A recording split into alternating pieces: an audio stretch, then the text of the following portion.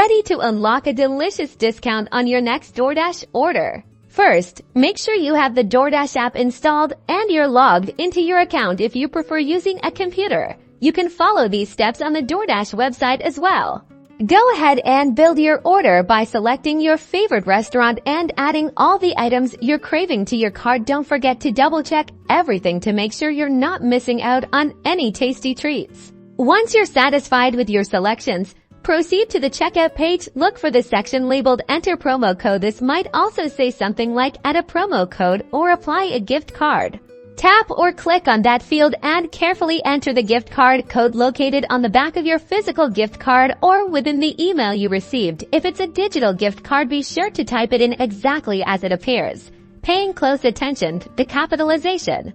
After you've entered the code, tap or click Apply. You should see the gift card value immediately deducted from your order total. Review your updated order summary to confirm that the gift card has been properly applied. Now, all that's left to do is finalize your order and get ready to enjoy your delicious meal. That's how you redeem a Doordash gift card. Don't forget to like this video and subscribe for more Doordash tips and tricks. Happy ordering!